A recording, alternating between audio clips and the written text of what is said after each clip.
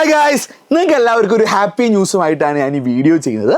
NEET 2025 എഴുതാൻ പോകുന്ന എല്ലാ കുട്ടികൾക്കും നീറ്റ് 2025 അതേ പാറ്റേണിലുള്ള അതേ ഡിഫിക്കൽട്ടി ലെവൽ നമുക്ക് എക്സ്പെക്ട് ചെയ്യാൻ പറ്റുന്ന അതേ ടൈം ഡ്യൂറേഷനുള്ള ഒരു മോക്ക് ടെസ്റ്റ് കേരളത്തിൽ ഉടനീളമുള്ള സെൻറ്റേഴ്സിൽ നിങ്ങൾക്ക് 100% ഫ്രീ ആയിട്ട് എഡ്യൂപോർട്ട് അവസരം ഒരുക്കുകയാണ്. യെസ്, എഡ്യൂപോർട്ട് കഴിഞ്ഞ വീക്കിലൊക്കെ നടത്തിയിരുന്ന എഡ്യൂപോർട്ടിൻ്റെ നീറ്റ് മോക്ക് ടെസ്റ്റിൻ്റെ രണ്ടാമത്തെ എക്സാം നമ്മൾ എന്ത് ചെയ്യാൻ പോവുകയാണ്, അനൗൺസ് ചെയ്യുകയാണ്. അതിൻ്റെ വീഡിയോ ആണിത്. കൂടുതൽ ഡീറ്റെയിൽസ് ഒക്കെ ഈ വീഡിയോയിൽ തന്നെ ഉണ്ട്, നിങ്ങൾ പൂർണ്ണമായിട്ട് കാണാം. അപ്പോൾ ആദ്യത്തെ എക്സാം എഴുതിയവർക്ക് ഇത് എഴുതാൻ പറ്റുമോ? പറ്റും. സാർ ആദ്യത്തെ എക്സാം രജിസ്റ്റർ ചെയ്തിട്ട് അത് എഴുതാതിരുന്ന കുട്ടികൾക്ക് ഇത് എഴുതാൻ പറ്റുമോ? പറ്റും. സാർ ഇതുവരെ എഡ്യൂപോർട്ടിൻ്റെ ഒരു എക്സാം ഞാൻ രജിസ്റ്റർ ചെയ്തില്ല, സാർ എനിക്ക് പറ്റുമോ? പറ്റും. എടാ മക്കളെ, എല്ലാവർക്കും നിങ്ങൾ നീറ്റ് 2025 ഓർ മേ ബി 26 ഒക്കെ എയിം ചെയ്യുന്ന കുട്ടികളാണെങ്കിൽ പോലും നിങ്ങൾക്ക് എന്ത് ചെയ്യാൻ പറ്റും, ഇത്തവണത്തെ എഡ്യൂപോർട്ടിൻ്റെ നീറ്റ് മോക്ക് എക്സാം എഴുതാൻ പറ്റും. എന്നാൽ എക്സാം എന്നല്ലേ, April 27 നമ്മൾ നെക്സ്റ്റ് എക്സാം കണ്ടക്ട് ചെയ്യുന്നത്.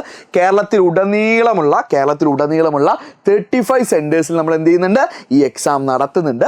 മോക്ക് എക്സാം എഴുതുന്നതിനെ കുറിച്ച് ഞാൻ എന്ത് ചെയ്തു വാദോരാതെ സംസാരിക്കുന്നൊന്നുമില്ല. അതിനെക്കുറിച്ച് നിങ്ങൾക്ക് ഐഡിയ ഉണ്ടാവും തന്നെയാണ് പ്രതീക്ഷ.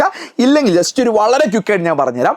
മോക്ക് എക്സാം എഴുതുമ്പോൾ പലരും അല്ലെങ്കിൽ എഴുതാതിരിക്കാൻ പലരും പറയുന്ന എക്സ്ക്യൂസ്, സാർ ഞാൻ സിലബസ് കംപ്ലീറ്റ് ചെയ്തിട്ടില്ല, അപ്പോൾ ഞാൻ മോക്ക് എക്സാം എഴുതുന്നതിൽ കാര്യമില്ല. സാർ ഞാൻ എക്സാമിന് പ്രിപ്പയർഡ് അല്ല സാർ, അപ്പോൾ ഞാൻ എഴുതി കഴിഞ്ഞാൽ എനിക്ക് മാർക്ക് കുറയും. അപ്പോൾ 720 സാർ എൻ്റെ മാർക്ക് കുറഞ്ഞ് കാണുമ്പോൾ ഞാൻ ഡീമോട്ടിവേറ്റഡ് ആയിരിക്കും എന്നൊക്കെയാണ് പലരും എക്സ്ക്യൂസ് പറയാറ്.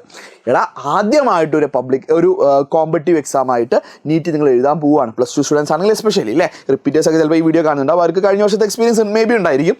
അപ്പോൾ ആദ്യമായിട്ട് നിങ്ങൾ പോയിട്ട് ഈ 720 മാർക്കിൻ്റെ എക്സാമൊക്കെ പോയി എഴുതുകയാണെങ്കിൽ സ്വാഭാവികമായിട്ടും നിങ്ങൾക്ക് ചില പോരായ്മകളുണ്ടാവും.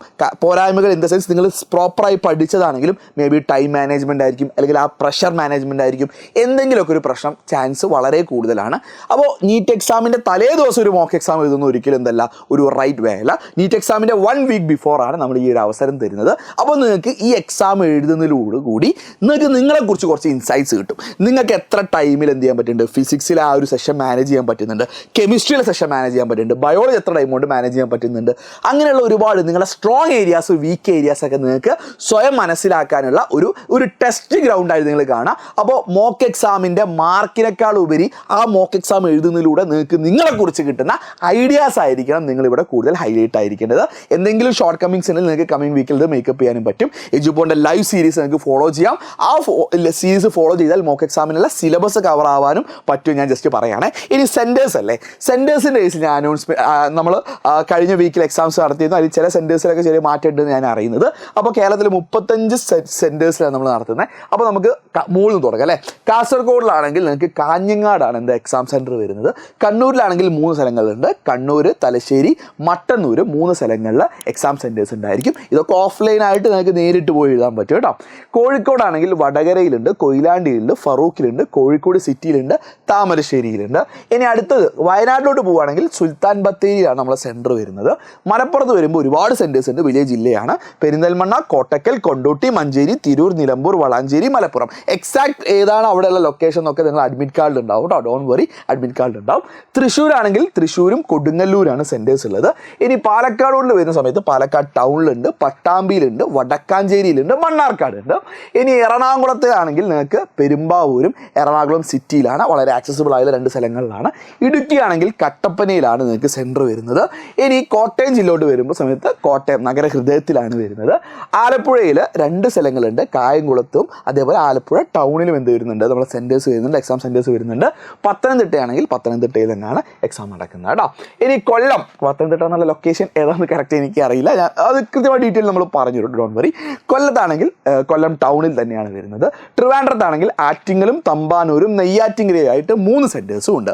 അപ്പോൾ സെൻറ്റേഴ്സിനെ കുറിച്ച് ലൊക്കേഷൻ ഉണ്ട്, എക്സാക്ട് ലൊക്കേഷൻ നിങ്ങൾ അഡ്മിറ്റ് കാർഡ് ഉണ്ടാവും. ഇനി എങ്ങനെ രജിസ്റ്റർ ചെയ്യണമെന്നല്ലേ, അവിടെ മക്കളെ 100% ഫ്രീ ആയിട്ട് നിങ്ങൾക്ക് രജിസ്റ്റർ ചെയ്യാൻ പറ്റും. നിങ്ങൾ എന്താ ചെയ്യേണ്ടതെന്ന് വെച്ചാൽ താഴെ കാണുന്ന ലിങ്ക് ഇല്ലേ, ആ ലിങ്കിൽ നിങ്ങൾ എന്ത് ചെയ്യാം, ആ ലിങ്കിൽ നിങ്ങൾ ക്ലിക്ക് ചെയ്യാം. എന്നിട്ട് നിങ്ങൾക്ക് എന്ത് ചെയ്യാൻ പറ്റും, നമ്മുടെ ഡിസ്ക്രിപ്ഷനിൽ ഉണ്ടാവേ, അതിൽ നിങ്ങൾ നിങ്ങളുടെ ഡീറ്റെയിൽസ് ഒക്കെ ഫില്ല് ചെയ്യുക. ബേസിക് കാര്യങ്ങളൊക്കെ തന്നെയുള്ളൂ. അതിലെ ഫോൺ നമ്പർ നിങ്ങൾ എസ്പെഷ്യലി ശ്രദ്ധിക്കുക. ഫോൺ നമ്പർ നിർബന്ധമായിട്ടും വർക്കിംഗ് ഫോണാണെന്ന് ഉറപ്പ് വരുത്തുക. അതിലോട്ടാണ് എന്ത് ചെയ്യുക, നമ്മൾ SMS അല്ല വാട്സപ്പ് മെസ്സേജൊക്കെ ആയിട്ട് നമ്മൾ ഹോൾ ടിക്കറ്റ് അയക്കുക. അപ്പോൾ അത് ഫംഗ്ഷനിലാണ് നിങ്ങൾ ഉറപ്പ് വരുത്തുക. ഇനി രജിസ്റ്റർ ചെയ്യുന്ന സമയത്ത് സ്വാഭാവികമാണ്, അപ്പോൾ സാർ 100% ഫ്രീ അല്ലേ, അവിടെ ഒരു 99 റുപ്പീസ് എന്ന് പറഞ്ഞൊരു സംഭവം കാണും. അപ്പോൾ സാറ് പറ്റിച്ചാണോ? അല്ല, എടാ എക്സാം നടത്തുക അതിന് ഒരു കോസ്റ്റ് ഉണ്ട്. അപ്പോൾ അത് നിങ്ങളെ ഈടാക്കുന്നൊന്നുമില്ല. നിങ്ങൾ എക്സാമിന് രജിസ്റ്റർ ചെയ്ത് കഴിയുമ്പോൾ 99 കൊടുക്കണം. എഴുതി കഴിഞ്ഞാൽ നിങ്ങൾ എക്സാമിന് റിയൽ ആയിട്ട് അറ്റൻഡ് ചെയ്ത് കഴിഞ്ഞാൽ ഈ 99 നിങ്ങൾക്ക് എന്ത് ചെയ്യും, റീഫണ്ട് തരും ഫ്രീ ആയി. എന്തിനാണ് ഇങ്ങനെ വെച്ച് കഴിഞ്ഞാൽ അതൊരു വേസ്റ്റേജ് ഒഴിവാക്കാൻ വേണ്ടി മാത്രമാണ്. എക്സാം എഴുതുകയാണെങ്കിൽ നിങ്ങൾക്ക് ഈ പൈസ റീഫണ്ട് തരുന്നതായിരിക്കും. ഡോണ്ട് വറി, തന്നിരിക്കും. ഓക്കെ അല്ലേ? അപ്പോൾ ക്ലാരിറ്റി കിട്ടി വിചാരിക്കുന്നു. കൂടുതൽ സംശയങ്ങൾക്ക് നമ്മളുടെ കോൺടാക്ട് നമ്പർ താഴെ ഉണ്ടല്ലോ, അതിൽ നിങ്ങൾക്ക് വിളിച്ചിട്ടോ അല്ലെങ്കിൽ മെസ്സേജ് അയച്ചിട്ടോ ഒക്കെ ചോദിക്കാം. അപ്പോൾ ഈ അവസരം നിങ്ങൾ ഉപയോഗപ്പെടുത്തുക. മാക്സിമം നിങ്ങൾ എന്ത് ചെയ്യുക, ഈ മോക്ക് എക്സാമിൽ നിന്ന് നിങ്ങൾ സ്വയം മനസ്സിലാക്കാൻ ശ്രമിക്കുക. നീറ്റ് എക്സാമിന് വേണ്ടി ഒരു ഓൾ ദ ബെസ്റ്റ് ഞാൻ നേരുന്നു.